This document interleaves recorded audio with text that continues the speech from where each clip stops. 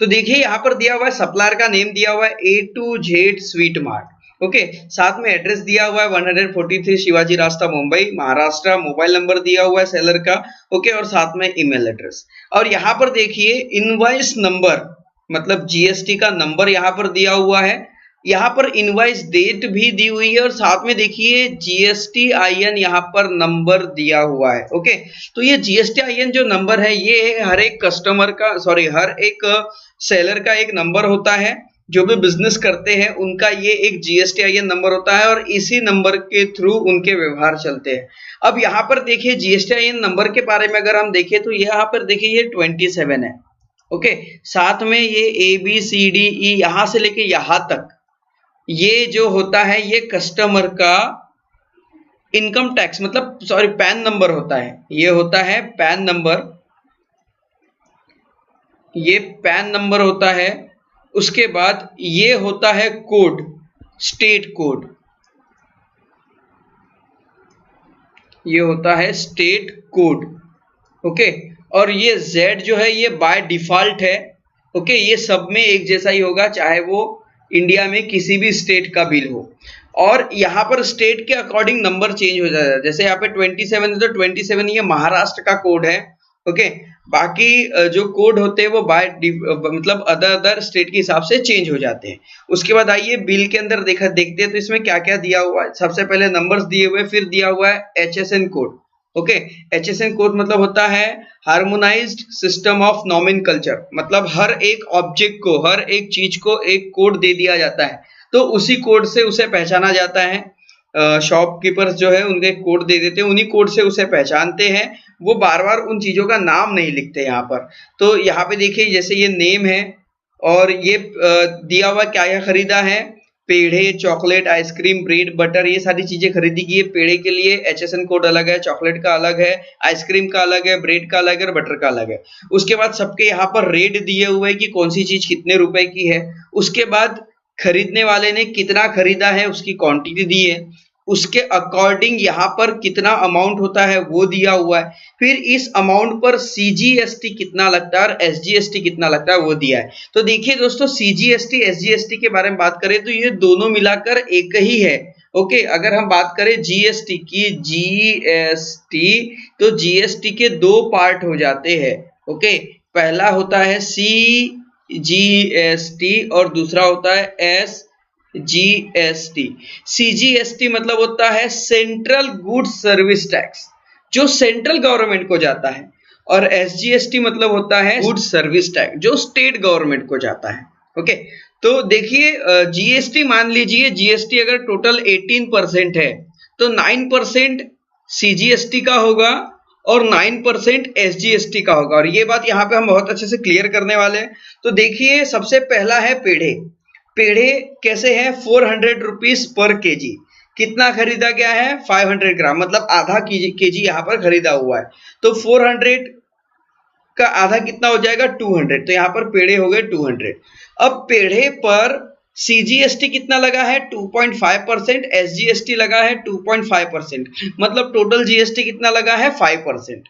Okay, तो 2.5% कितना हो जाएगा, 5%। तो टोटल GST 5% लगा है, तो दोनों आधा आधा कर लेंगे तो ये आ जाएगा 2.5, ये भी आ गया 2.5। अब देखिए 2.5 जो है ये GST किस पर लगा हुआ है, ये 200 रुपीज पर लगा हुआ है। कैसे इन्होंने कैलकुलेट किया, देखते हैं कैसे कैलकुलेट करते हैं। 2.5% ऑफ 200, इसे कैलकुलेट करने के लिए देखिए कैसे करते हैं। 2.5 अपॉन 100 मल्टीप्लाई बाय 200।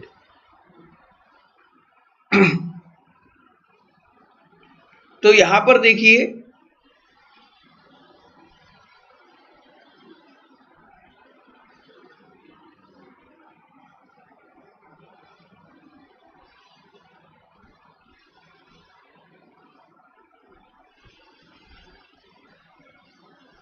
तो यहां पर देखिए 100 से 200 2 टाइम कैंसिल हो जाएगा और 2 इंटू 2.5 करेंगे तो ये आ जाएगा 5। ओके, तो यहां पर देखिए ये आ गया 5। वैसे ही इसको भी कैलकुलेट कर दिया गया है। ओके, और यहाँ पे भी आ गया 5 रुपीज। और देखिए ₹200 पेढ़े के हुए, ₹5 CGST टैक्स, ₹5 SGST टैक्स, दोनों मिलाकर कितने हो गए? 5 और 5 ₹10 और ये 200, तो यहाँ पे देखिए 210 ₹210 है, टोटल अमाउंट हो गया। उसके बाद चॉकलेट की बात करें तो देखिए चॉकलेट कितनी है? ₹80 की है। कितना खरीदा गया? 1 बार खरीदा गया तो ₹80 लगेंगे। और चॉकलेट पर देखिए यहाँ पर 14% मतलब पूरा मिलाकर 28% चॉकलेट पर जीएसटी होता है। 14% ₹80 का कैलकुलेट किया गया 11.20, ओके। और यहाँ पे 11.20 हो जाएगा 22.40, ओके। 22.40 प्लस 80 करेंगे तो ये आ जाएगा 102.40। तो इस तरह से ये था। उसके बाद आइसक्रीम पर देखिए, आइसक्रीम पर पैक कितनी है? ₹200 की। कितने पैक खरीदे गए हैं?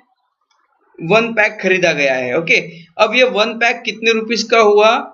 ₹200 का, क्योंकि एक पैक कितना है? ₹200 का, तो 200 का एक पैक खरीदा गया, जिस पर 18% जीएसटी लगता है, सीजीएसटी 9%, एसजीएसटी 9%। 200 का 9% कैलकुलेट किया गया ₹18, यहाँ पर भी ₹18, 18 36, और ये आ गया 200, तो ये आ गया ₹236। उसके बाद देखिए ब्रेड खरीदी गई, ब्रेड है ₹35 की, एक पैक खरीदा गया। और ब्रेड ये एक मतलब ऐसी चीज है जो हर कोई खरीदता है, गरीब से लेकर सभी तक, और ये बेसिक नीड्स है, और बेसिक नीड्स जो होती है उस पर टैक्स नहीं लगता, इसलिए इस पर 0% टैक्स लगा और ये ₹35 का ही आया। उसके बाद बटर पर देखिए, बटर है 500 kg, ओके, ₹500 पर kg। यहाँ पर कितना 250 ग्राम ही खरीदा गया है, तो उस पर उसका अमाउंट हो गया है टैक्सेबल अमाउंट ₹125। उस पर 6% टैक्स, मतलब बटर पर टोटल 12% जीएसटी लगता है, 6% सीजीएसटी, 6% एसजीएसटी, पूरा मिलाकर यहाँ पर देखिए 125 प्लस टैक्सेस मिलाकर ये आ गया 140 अमाउंट। तो इस तरह से टैक्स इनवाइस बनता है। टैक्स इनवाइस का ये एक सैंपल है दोस्तों, जो आपको समझाना बहुत ज्यादा इंपॉर्टेंट था। इसे बोर्ड पे समझाना थोड़ा मुश्किल था, इसलिए हमने इस कंप्यूटर स्क्रीन का यहाँ पर सहारा लिया है। आइए अब नेक्स्ट पार्ट में मूव करते हैं। तो आइए देखिए, छोटी सी एक एक्टिविटी आपके बुक में पेज नंबर 83 पर दी हुई है, और इसमें लिखा हुआ है CGST at the rate of 2.5%। Okay, आप अपने साथ बुक रखिए और अभी जो हमने टैक्स इनवाइस देखा है उस पर ध्यान दीजिए। CGST at the rate of 2.5% is rupees. 2.5% जो सीजीएसटी लगा वो उसका कितना अमाउंट था? वो था ₹5।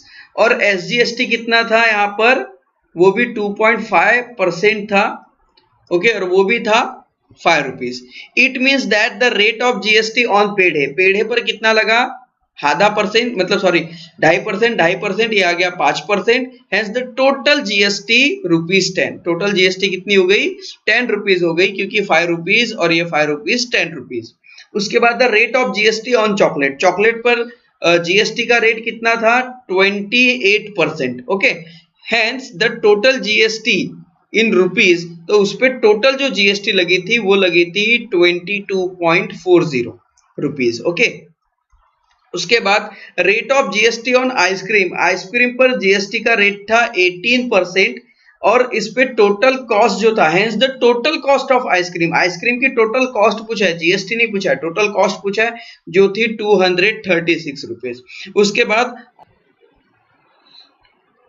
अब देखिए on butter CGST rate, CGST rate butter पर कितना था? 6%। एसजीएसटी कितना था? ये भी 6%, okay. So GST rate on butter, तो बटर पर जीएसटी का रेट कितना हो गया? 6%, टोटल 12%, ओके। अब देखिए आपके बुक में नीचे एक टैक्स इनवॉइस का सैंपल दिया हुआ है, उसमें भी कुछ एक्टिविटी हमें कंप्लीट करनी है। आइए उसकी ओर बढ़ते हैं। अब फ्रेंड्स देखिए, अभी हमें एक टैक्स इनवॉइस सर्विस प्रोवाइडर से यहाँ पे एक सैंपल दिया हुआ है और इसे हमें कंप्लीट करना। लिखा है फूड जंक्शन खेड़ शिवापुर पुणे, इनवॉइस नंबर यहाँ पर 58 दिया हुआ है, साथ में मोबाइल नंबर दिया हुआ है और ईमेल एड्रेस भी दिया हुआ है। और यहाँ पर देखिए ये एक महाराष्ट्र का बिल है, इसलिए 27 है, साथ में ये फॉर्म का पैन नंबर है, Z बाय डिफॉल्ट आता है, ओके। और यहाँ साथ में डेट दी हुई है। और यहाँ पे देखिए SAC, जैसे HSN होता है ना, HSN, वैसे ही HAC होता है, ये भी एक तरह का कोड होता है जो ऑब्जेक्ट पर लगाया जाता है। ओके, तो देखिए यहाँ पर फूड आइटम है कॉफी, मसाला टी और मसाला डोसा। कॉफी लिया गया 1 एक और उसका रेट है 20 रुपीज, तो टैक्सेबल अमाउंट भी हो जाएगा 20, और इस पर CGST का 2.5% लगा है, तो SGST भी कितना आ जाएगा 2.5%। तो 20 रुपीज का 2.5% यहाँ पर हमें कैलकुलेट करना होगा। तो आइए 20 रुपीज का 2.5% कैलकुलेट करते हैं। तो कैसे लिखेंगे यहाँ पर 2.5% 2.5% और 100 भी क्या परसेंट, इसलिए percent upon percent multiply by amount. 20 से 100 कितने टाइम कैंसिल हो जाएगा 5 टाइम। ओके, और इस 5 से ये 25 0.5 टाइम कैंसिल हो जाएगा। मतलब यहाँ पर कितना लगा 0.5 पैसा, मतलब 50 पैसे यहाँ पर लग गए। तो ये भी हो जाएंगे 50 पैसे। ओके, टोटल अगर यहाँ पर हम इसकी देखें तो ये कितना हो जाएगा 20 रुपए और ये 50 पैसे, मतलब ये आ गया टोटल 21 रुपीज। सॉरी परसेंट लिख दिया मैंने, 21 रुपीज। ओके, उसके बाद मसाला टी क्वांटिटी 1 है, रेट है इसका 10 रुपए। ओके, टैक्सेबल अमाउंट, यहाँ पर टैक्सेबल अमाउंट जो दिया हुआ है वो है 10 रुपीज, और इस पर मसाला डोसा पर यहाँ पे देखिए SGST 2.5% है, तो यहाँ पर भी 2.5% ही लगेगा, और 10 रुपए का 2.5% होता है 0.25 पैसा, मतलब 25 पैसे, और ये भी आ गया 0.25 पैसा। तो देखिए ये 10 रुपए और ये 25 पैसे मतलब 10 रुपए 50 पैसे, तो यहाँ पे आ गया 10.50 रुपीज। उसके बाद मसाला डोसा है, मसाला डोसा की क्वांटिटी 2 है, रेट है 60 रुपीज, टैक्सेबल अमाउंट कितना आ जाएगा 60 इंटू 2 120, टैक्सेबल अमाउंट यहाँ पर आ जाएगा 120 रुपए। ओके, तो यहाँ पे भी 2.5%, तो ये भी 2.5% होगा। हमें क्या करना है 120 रुपए का 2.5% कैलकुलेट करना है। तो लिखेंगे 2.5 multiply divide by 100 multiply by 120, 0 से 0 कैंसिल।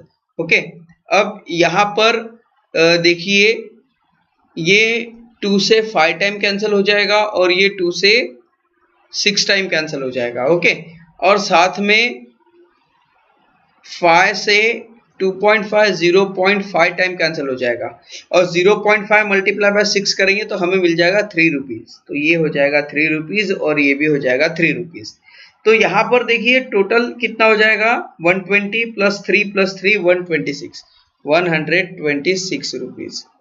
ओके, अब इन सब का टोटल यहाँ पर लिखेंगे तो इनका टोटल कितना हो जाएगा भाई, यहाँ पे देखिए 120 और ये 30 मतलब 150, ये टोटल हो गया। ओके, टोटल GST यहाँ पर कितना लगा, यहाँ पर तो यहाँ पे वो तो नहीं लिखना है हमें, यहाँ पर टोटल कॉस्ट GST की लिखनी है। ओके, ये आ गया 3.75 और ये भी हो गया 3.75। ओके, और उसके बाद यहाँ पर देखिए 601, यहाँ पे आ गया 7235 और ये आ गया 157 रुपीज टोटल यहाँ पर GST के साथ। तो मतलब ये आ गया 157 रुपीज में पूरा सामान। ओके, तो इस तरह से GST कैलकुलेट किया जाता है, इस तरह से परसेंटेज भी निकाले जाते हैं। तो यहाँ पर हमने GST कैसे कैलकुलेट करना वो भी देख लिया, परसेंटेज कैसे कैलकुलेट करना वो भी देख लिया।